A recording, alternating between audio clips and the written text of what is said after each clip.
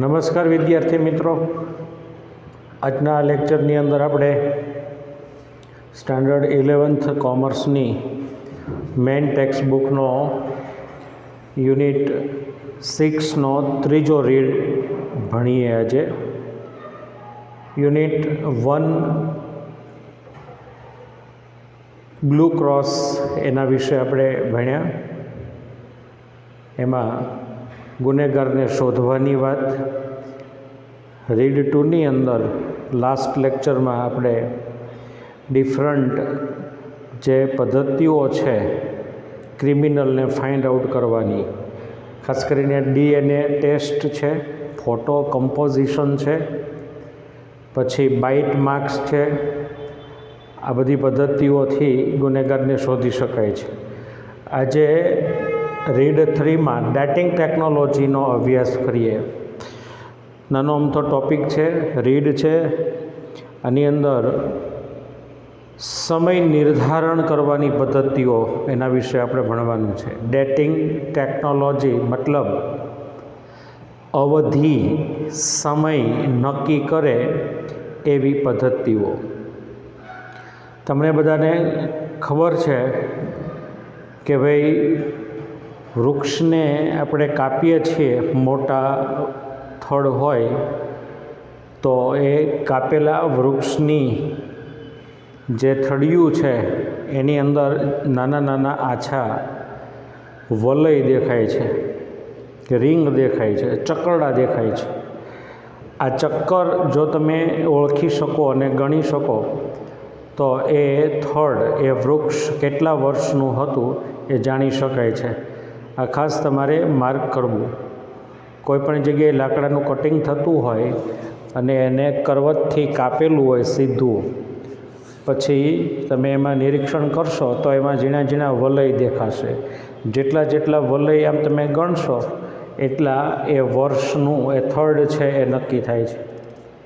એમ કોઈ પણ વસ્તુ છે, કુદરતી વસ્તુ હોય કે પછી માનવ સર્જિત હોય, એનો તમે ઉંમર છે, આયુષ્ય છે એ નક્કી કરી શકો છો.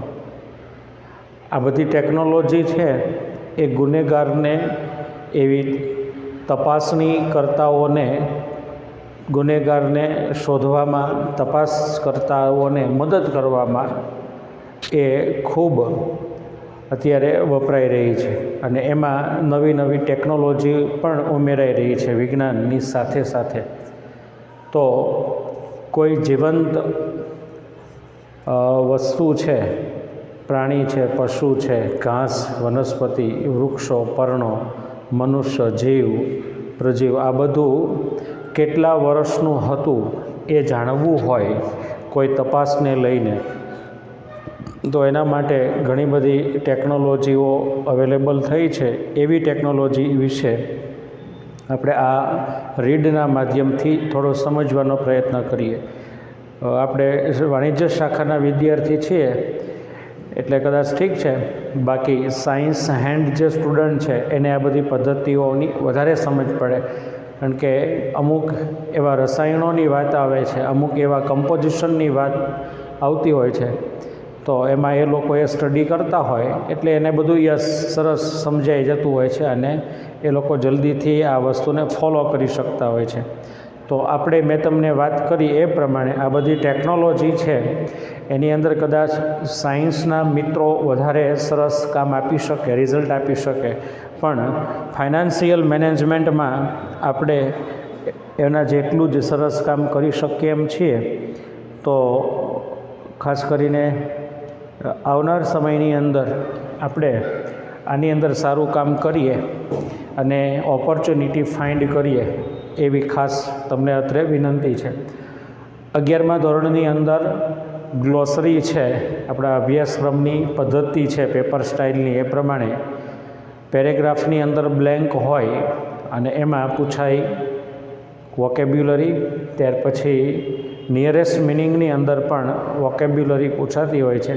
તો એ વોકેબ્યુલરી, ગ્લોસરી છે, શબ્દ ભંડોળ છે, ડિફિકલ્ટ વર્ડ છે, એને આપણે તૈયાર કરવા. ડેટિંગ ટેકનોલોજી એટલે વસ્તુઓનો જે સમય છે એને જાણવા માટેની ટેકનોલોજી છે, એનો અભ્યાસ કરવાની ટેકનોલોજી છે, સમય નિર્ધારણ કરવા માટેનો ઉપયોગ છે. પછી સિવિલાઇઝેશન એટલે સંસ્કૃતિ, સભ્યતા. પછી એન્શિયન્ટ કલ્ચર એટલે કે જૂનું જે કે આપણી સંસ્કૃતિ હતી એ. પછી આર્ટફેક્ટ્સ એટલે બનાવટી ચીજ વસ્તુઓ છે, આર્ટિફેક્ટ્સ. પછી રેડિયો એક્ટિવિટી એટલે કિરણોત્સર્ગ, બરાબર. આપણે મોબાઈલ ફોન વાપરીએ છીએ તો રેડિયેશનની વાતો આવે છે, એટલે એ રેડિયો કાર્બન ડેટિંગ પદ્ધતિ. આ એક વસ્તુની આયુષ્ય નક્કી કરવા, ઉંમર નક્કી કરવા, વર્ષ નક્કી કરવા માટેની પદ્ધતિ છે. તો એ ખાસ આપણે ધ્યાનમાં લઈશું. જુદી જુદી ટેકનોલોજીના નામ આપણી સામે આવે છે. અહીંયા આગળ રીડની આપણે શરૂઆત કરીએ. મેં કહી એ પ્રમાણે આપણે વાતને ધ્યાનમાં રાખીશું કે ભાઈ જુદી જુદી પદ્ધતિઓ દ્વારા વસ્તુનું આયુષ્ય છે નક્કી કરાતું હોય છે. Dating objects and artefacts is an interesting area of investigation. Investigation એટલે તપાસ, આર્ટિફેક્ટ્સ એટલે મેં અને તમે બનાવેલી માનવ સર્જિત ચીજ વસ્તુ, અને ઓબ્જેક્ટ એટલે પણ વસ્તુ. કદાચ કુદરતીના સંદર્ભમાં સમજવી હોય તો કુદરતી અને કૃત્રિમ ચીજ વસ્તુઓની તપાસ કરવી, ડેટિંગ એટલે કે સમય નક્કી કરવો, એ જે તપાસ કરતા અધિકારીઓ છે એમના માટે એક રસપ્રદ વિષય બની રહ્યો હોય છે. ઘણા એવા વર્ષોથી કેસ ચાલતા હોય તો એની આયુષ્ય નક્કી કરવા માટે ડેટિંગ ટેકનોલોજી ખૂબ ઉપયોગી છે. તમે નાના સ્ટાન્ડર્ડમાં સોશિયલ સાયન્સની અંદર જે ડિફરન્ટ આપણા કલ્ચર હતા, સંસ્કૃતિ હતી, એ ખાસ તમે જાણ્યું કે ભાઈ હડપ્પાની સંસ્કૃતિ હોય, મોહેંજો-દડોની સંસ્કૃતિ, કે જમીનની અંદર ઊંડું ખનન કરવાથી, ખોદકામ કરવાથી જે અવશેષો મળ્યા એમાં આપણે સમજ પડી કે ભાઈ અમુક આટલા વર્ષો પહેલાં આવી સરસ મજાની ગટર વ્યવસ્થા હતી, નગર બાંધકામની વ્યવસ્થા હતી, કિલ્લાઓની વ્યવસ્થા હતી. આવી જે કંઈ કલા હતી, સિવિલાઇઝેશન હતું, કલ્ચર હતું, મેથડ હતા, વે હતા, એ આપણે અંદાજે જાણી શકીએ છીએ. તો તમને એવો મનમાં પ્રશ્ન થવો જોઈએ કે ભાઈ જમીનમાં ખોદકામ કરવાથી અમુક સમય પહેલાં આવું હતું, એ કેવી રીતે આપણે જાણી શકીએ છીએ? તો જે આર્કિયોલોજીકલ ડિપાર્ટમેન્ટ હોય એ કોઈ આવી ચીજ વસ્તુ બરામદ થતી હોય તો એનો ડેટિંગ ટેકનોલોજી વડે એનો સમય ફિક્સ કરતા હોય છે. આપણે રામ મંદિરની વાત કરીએ તો અયોધ્યાની અંદર ભૂતકાળની અંદર આટલા વર્ષો પહેલાં આ પદ્ધતિથી, આ કલ્ચર બેઝ પર રામનું ટેમ્પલ હતું કે મસ્જિદ હતી, આવા બધા જે પુરાવા છે, એ વાતો છે, એ અમુક આ મળેલા જે કંઈ એવિડન્સ હોય, પુરાવા હોય, એના આધારે એ બધું ફિક્સ થતું હોય છે.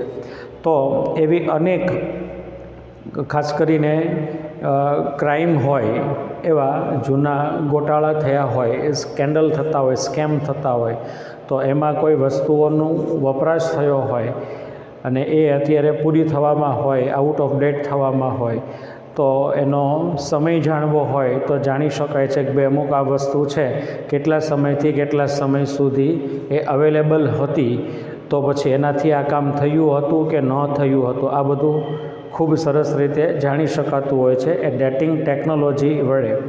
તો તપાસ કરતા અધિકારીઓ હોય એ ડીપમાં કોઈ વસ્તુનું, બરાબર, એ તપાસ કરતા હોય ત્યારે ડેટિંગ ટેકનોલોજીનો ઉપયોગ કરતા હોય છે. Investigators need to date objects to understand what happen around them.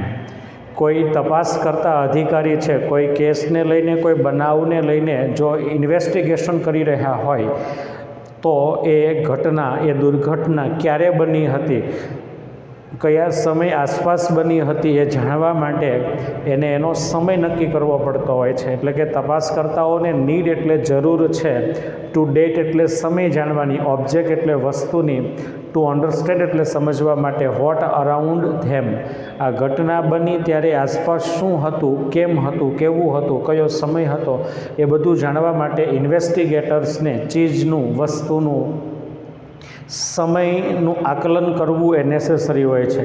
And when it happen, ક્યારે આ ઘટના બની હતી એ જાણવું પણ ખૂબ મહત્ત્વનું બની જતું હોય છે. કોઈ એવી અંજાન વ્યક્તિનું એવા કોઈ અવાવરું સ્થળ ઉપરથી કંઈક દુર્ઘટના બનેલી હાલતમાં જોવા મળે છે ત્યારે આજે કે ભાઈ આ ઘટના ક્યારે બની હતી, એક્ઝેક્ટ એનો સમય શું હતો, બનાવના સ્થળે એ બનાવ ક્યારે બન્યો એની આપણને ખબર ન હોય અને લાંબા સમય પછી એની તપાસ થતી હોય તો એક્ઝેક્ટલી કેટલો સમય લાગ્યો છે, કલાકો કેટલા વીત્યા છે, કેટલો સમય વીત્યો છે એ જાણવા માટે તપાસકર્તાઓને એ ઘટનાની જે કંઈ સમય છે એ જાણવા માટે ડેટિંગ ટેકનોલોજીનો ઉપયોગ કરી અને સમય જાણતા હોય છે. It also helps to understand at what time in history a particular object was used. કોઈ પર્ટિક્યુલર એટલે ખાસ, ઓબ્જેક્ટ એટલે વસ્તુ, હિસ્ટ્રી એટલે ઇતિહાસમાં, ભૂતકાળમાં કયા સમયે કઈ વસ્તુનો ઉપયોગ હતો એ જાણવા માટે પણ બરાબર ડેટિંગ ટેકનોલોજીનો ખૂબ ઉપયોગ થાય છે. તમને બધાને વાત કરી દઈએ કે આ કર્તા છે, આ ક્રિયાપદ છે. આ બે વસ્તુ ઉપર નજર કરો તો તમને એમાં કયો ટેન્સ છે એ ઓળખાઈ જશે. કર્તા તરીકે નામ છે, સર્વનામ છે કે પછી જાતિવાચક નામ છે, સંજ્ઞાવાચક નામ છે, સર્વનામ છે તો એની કઈ વિભક્તિ છે, પછી એક્ટિવ છે, પેસિવ છે, હકાર છે, નકાર છે, બરાબર, પ્રશ્નો છે, વિધાન છે, એ બધું જાણી શકાતું હોય છે. એટલે અહીંયા ઈટ છે એ ત્રીજા પુરુષનું સર્વનામ છે.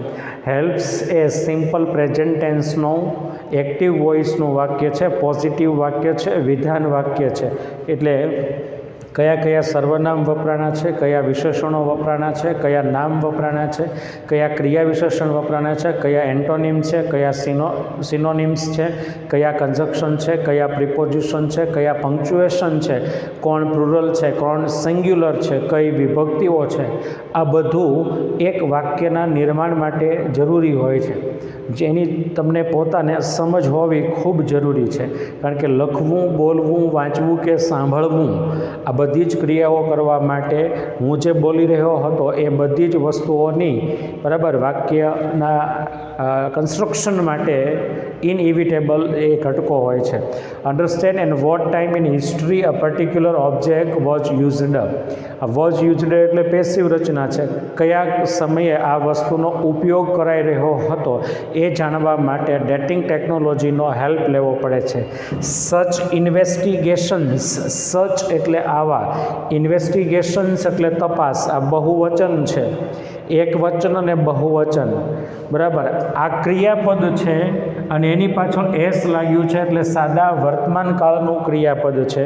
અહીંયા આગળ આ શબ્દ છે એ નામ છે અને બહુવચનનું નામ છે એટલે એસ એપોસ્ટ્રોફી એસ એ નામનું સંબંધક રૂપ બતાવે, એસ એ ક્રિયાપદનું રૂપ પણ બતાવે અને એસ એ સિંગ્યુલર પ્લુરલ પણ બતાવે છે. એટલે ખાસ યાદ રાખવાનું છે. આર ટેકન એટલે વપરાતી હતી, કોણ વાપરતા હતા એ કરતાં ફિક્સ નથી એટલા માટે પેસિવ રચના છે, બરાબર. વોઝ યુઝડ પેસિવ રચના છે, આ એક્ટિવ રચના છે. આ ઇઝ એટલે વર્તમાન કાળ છે, આ ઓફ એટલે પ્રેપોઝિશન કહેવાય, ટુ એટલે ઇન્ફિનિટિવ બનાવવા માટે વપરાયેલું એ પ્રેપોઝિશન છે. બાય સચ સ્કોલર બરાબર. છેલ્લે આપણે જોયું કે ભાઈ ઇન્વેસ્ટિગેટર છે એ ઘણી બધી ટેકનોલોજીનો ઉપયોગ કરતા હોય છે. ખાસ કરીને several techniques are used to establish the age of various ancient natural objects and artifacts. Several એટલે ઘણી બધી, ટેકનિક્સ એટલે પદ્ધતિઓ યુઝ થાય છે. શું કામે? તો કે to establish the ages of various.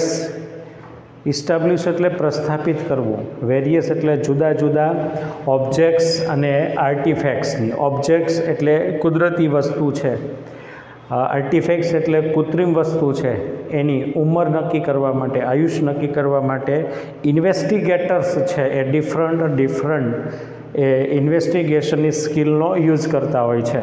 આ વેરિયસ એટલે વિવિધ, એન્શિયન્ટ એટલે જૂની, પ્રાચીન, નેચરલ એટલે કુદરતી, ઓબ્જેક્ટ એટલે ચીજ વસ્તુ, આર્ટિફેક્ટ એટલે આર્ટિફિશિયલ. યાદ રાખજો. આર યુઝડ સાદા વર્તમાન કાળની પેસિવ રચના છે, બરાબર. પછી various methods base on radio activity. આ જે કંઈ ટેકનિક્સનો યુઝ થાય છે એ બધી જ રેડિયો એક્ટિવિટી છે એના ઉપર ડિપેન્ડ હોય છે. કેમેસ્ટ્રીની અંદર બરાબર કાર્બન મુક્ત થવા, કાર્બન લેવા અને એમાંથી રેડિયો એક્ટિવિટી જે ઉત્પન્ન થતી હોય છે, કાર્બનની ઘટ અને વધના લીધેથી વસ્તુમાં એના કદમાં જે ચેન્જ આવે છે એના ઉપરથી એક્સપર્ટ હોય એ કુદરતી વસ્તુ હોય કે પછી કૃત્રિમ વસ્તુ હોય, એની એજ છે, એની આયુષ્ય છે એ ફિક્સ કરી શકતા હોય છે. એટલે એનું કહેવાનો મતલબ એમ છે કે રેડિયો એક્ટિવિટીના બેઝ પર કામ કરતી અનેક એવી પદ્ધતિઓને તપાસકર્તાઓ સસ્પેક્ટને આઈડેન્ટિફાઈ કરવા માટે વાપરે છે, અથવા તો એ ડેટિંગ ટેકનોલોજીની મદદથી શકમંદોને ઓળખે છે. One method is radio carbon dating. Radio activity પર આધારિત એક પદ્ધતિ છે એ રેડિયો કાર્બન પદ્ધતિ છે. એટલે કે કાર્બન વધઘટ થાય એના ઉપરથી એ નક્કી કરતા હોય છે કે ભાઈ આ વસ્તુની ઉંમર આટલી છે. તમારી ઘરે એવા લોખંડની ઘણી બધી ચીજ વસ્તુઓ હશે, રબરની હશે, પ્લાસ્ટિકની હશે, સ્ટીલની હશે, એવી અનેક ચીજ વસ્તુઓ છે કે સમય જતાં નબળી પડવા માંડે છે. કાર છે, બાઇક છે, મોપેડ છે, ઇસ્ત્રી છે, ગીઝર છે, હીટર છે, ઓવન છે, ફ્રીજ છે, ટીવી છે, ટીપોય છે, સોફા છે, ઘરની અંદર ડોર છે, વિન્ડો છે, લાઇટ છે, ફેન છે, ઇવન તમારો ફોન છે, તમારા કપડાં છે, કોસ્ચ્યુમ છે, એસેસરીઝ છે. 2 વર્ષ, 5 વર્ષ, 3 વર્ષ જેવું હોય જેનું આયુષ્ય એ પ્રમાણે જૂની થવા લાગે છે. જૂની થવો એનો મતલબ કે વસ્તુની જે ગુણવત્તા છે એમાં ઘટાડો મળે છે થવા, વસ્તુ ઘસાવા માંડે છે.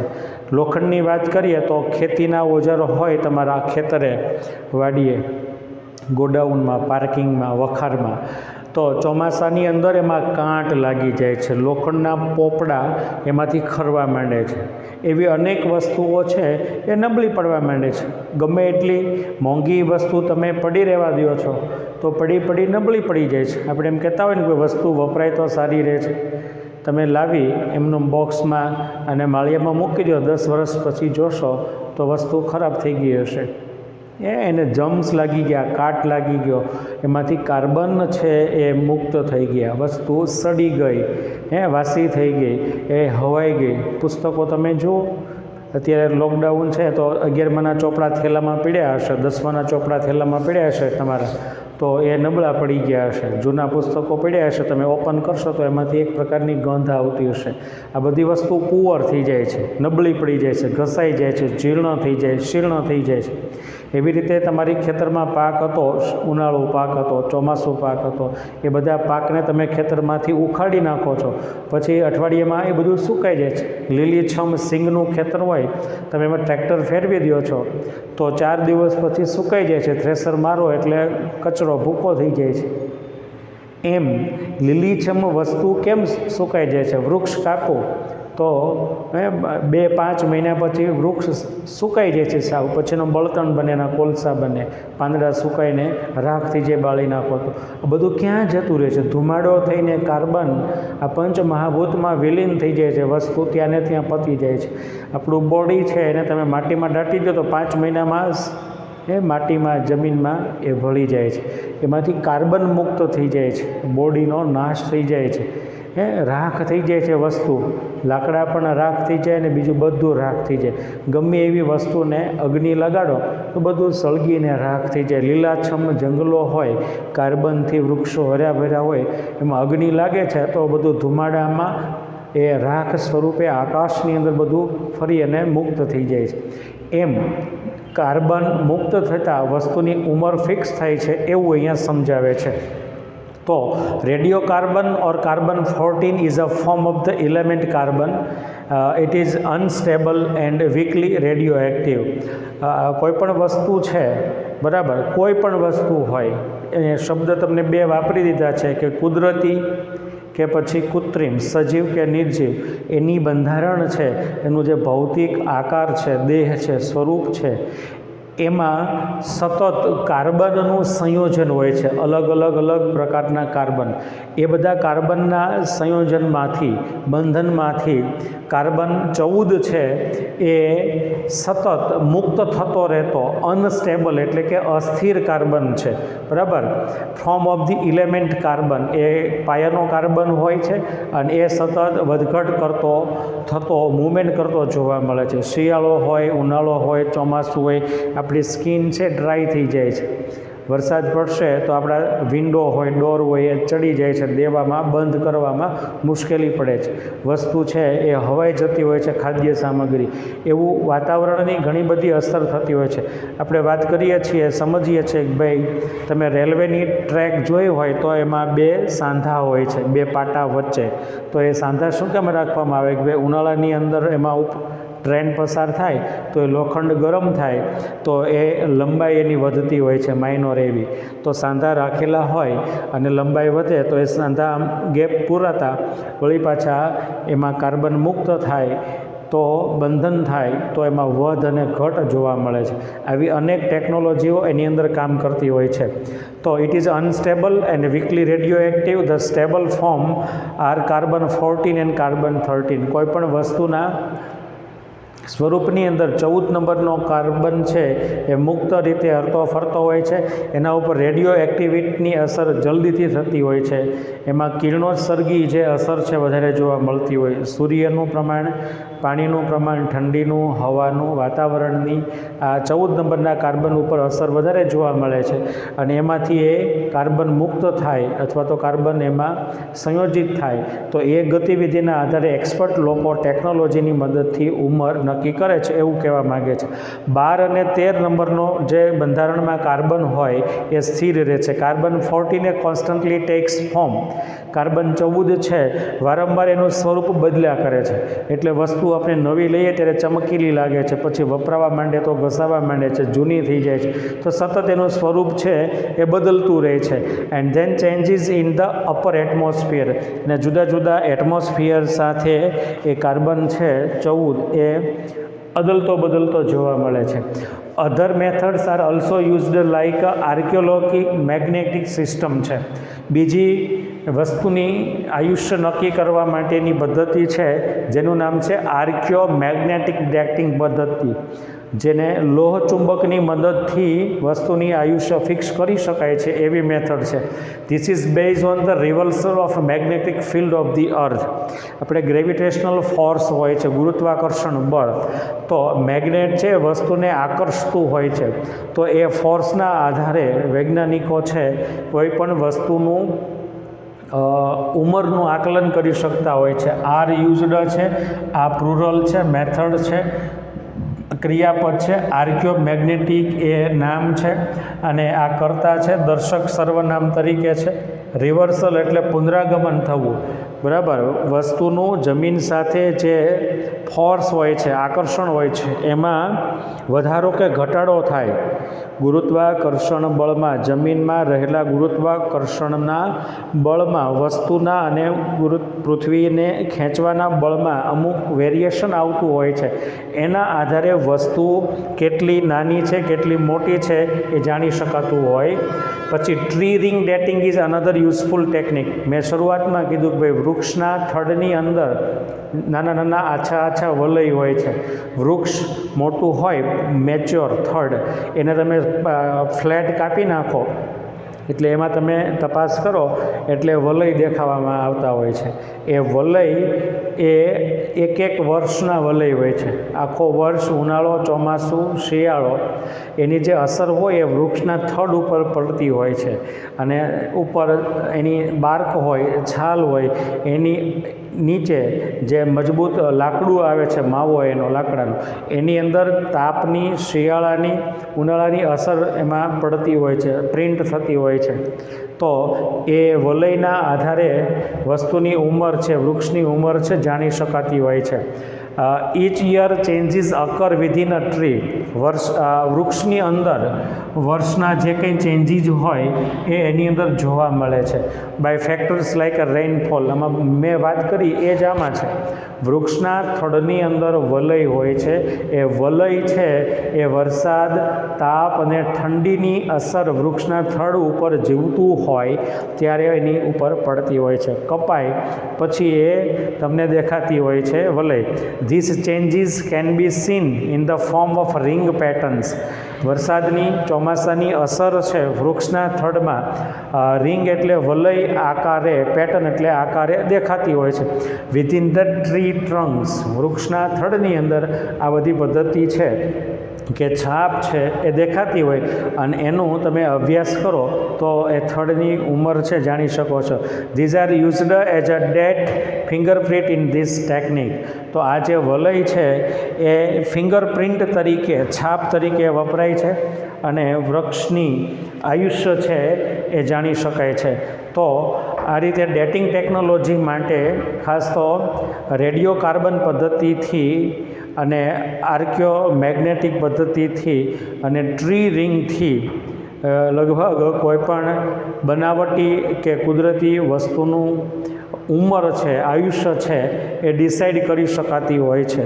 તો આખા રીડની અંદર ડિટેક્ટિવ કેવી રીતે ક્રિમિનલને ફાઇન્ડ આઉટ કરે છે. બ્લુ ક્રોસની અંદર આપણે વાત સમજ્યા. પછી સસ્પેક્ટ આઈડેન્ટિફિકેશનની અંદર DNA એનાલિસિસની વાત કરી. પછી બીજી બે પદ્ધતિઓની પણ આપણે વાત એમાં સમજ્યા કે ભાઈ ગુનેગારની ઓળખ કરવી હોય તો બાઇટ માર્ક હોય, ફિઝિકલ એવિડન્સ હોય, ફોટો કમ્પોઝિટર હોય, એની મદદથી ગુનેગારને તપાસ કરતા હોય એ શોધી કાઢે છે.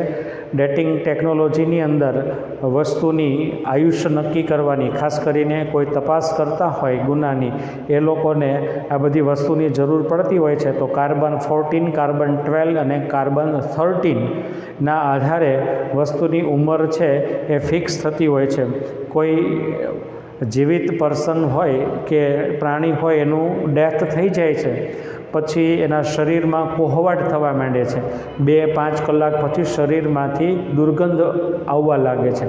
તો એનો મતલબ કે જીવિત શરીરમાંથી અમુક પ્રકારના કાર્બન હોય ને મિત્રો, એ મુક્ત થવા માંડે છે. તો આ પર્સનનું ડેથ ક્યારે થયું હતું એમાંથી મુક્ત થયેલા કાર્બનની ગતિવિધિઓ ઉપરથી વસ્તુનું ઉંમર છે એ ફિક્સ થતી હોય છે. વૃક્ષ કાપેલું પડ્યું હોય તો જાણી શકાય છે કે આની કેટલી ઉંમર છે. એના માટેના નિષ્ણાંતો હોય, વધારે એ લોકો પાસે નોલેજ હોય. આપણે આટલી વાતને ધ્યાનમાં રાખવાની છે કે ભાઈ ડેટિંગ ટેકનોલોજી, સસ્પેક્ટ આઈડેન્ટિફિકેશન અને મેં તમને આવા બધા જે ક્ષેત્રો આપણા માટે ડેવલપ થઈ રહ્યા છે એમાં કોમર્સના નિષ્ણાંત વિદ્યાર્થી મિત્રોની, ઉમેદવારોની, કર્મચારીઓની આવનાર સમયની અંદર ચોક્કસ જરૂરિયાત પડશે. ત્યારે તમે બધા પણ આવા ક્ષેત્રોની અંદર તમારું યોગદાન આપો એવી ખાસ વાત સાથે short note, vocabulary, true false અને કોમ્પ્રિહેન્શન યુનિટ રિલેટેડ તૈયાર કરવા. યુનિટમાંથી હું તમને બતાવીશ કે ભાઈ રાઇટિંગ વિભાગની અંદર શું ઇમ્પોર્ટન્ટ છે, એસે, રિપોર્ટ કે ઈમેલ, આ બધું આપણે જણાવીશું. તો આટલી વાત સાથે આ યુનિટને અહીંયા આપણે પૂર્ણ કરીએ છીએ. ત્યાર પછીના સમયમાં આપણે 7મો યુનિટ ચર્ચીશું. ખૂબ ખૂબ આભાર.